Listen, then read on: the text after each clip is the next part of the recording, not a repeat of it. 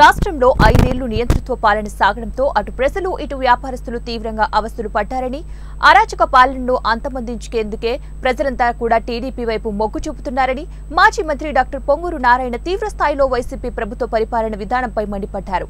ప్రజాదరణతో రానున్న TDP, Janasena, BJP ఉమ్మడి ప్రభుత్వంలో రాష్ట్ర అభివృద్ధి అంటే ఏమిటో చూపిస్తామని ఆయన హామీ ఇచ్చారు. నెల్లూరు నగర నియోజకవర్గ పరిధిలోని 8వ డివిజన్ సిఆర్పి డొంక పరిసర ప్రాంతాల్లో బాబుచూరిటీ భవిష్యత్తుకు గ్యారంటీ అనే కార్యక్రమాన్ని నిర్వహించారు. ఇంటింటికి తిరుగుతూ కరపత్రాలను పంపిణీ చేసి టీడీపీకి మద్దతు ఇవ్వాలని కోరారు. అనంతరం ఆజాద్ సెంటర్లో టీడీపీలో చేరికల కార్యక్రమం అట్టహాసంగా నిర్వహించారు. మాజీ కార్పొరేటర్ కప్రి శ్రీనివాసులు ఆధ్వర్యంలో అధిక సంఖ్యలో 47, 50 డివిజన్లకు సంబంధించిన కాంగ్రెస్, వైసీపీ శ్రేణులు టీడీపీ తీర్థం పుచ్చుకున్నారు. పార్టీలో వారందరికీ డాక్టర్ నారాయణ పార్టీ కండువా కప్పి సాదరంగా ఆహ్వానించారు. టీడీపీలో చేరిన ప్రతి నాయకుడికి సముచిత స్థానం ఉంటుందని భరోసా ఇచ్చారు.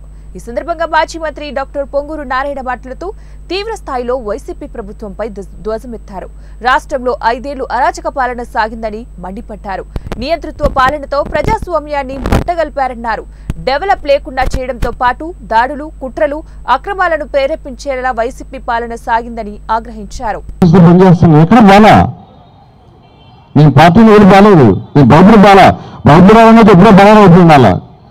బాబురావు అనేది ఎప్పుడో బరారైపోయి ఉండాలి.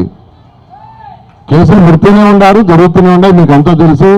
నేను బాబురావు ఉండదు, బాబురావు వ్యక్తిని కాదు, బాబురావు వ్యక్తిని కాదు.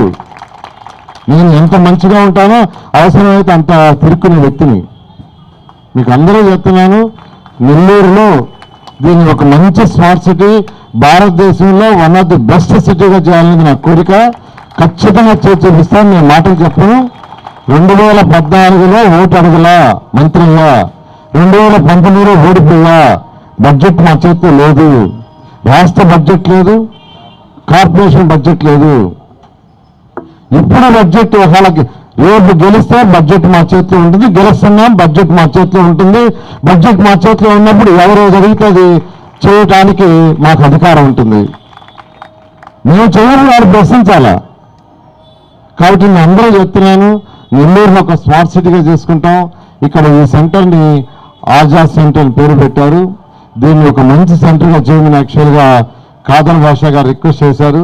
ఖచ్చితంగా ప్రభుత్వం వస్తుంది. మీ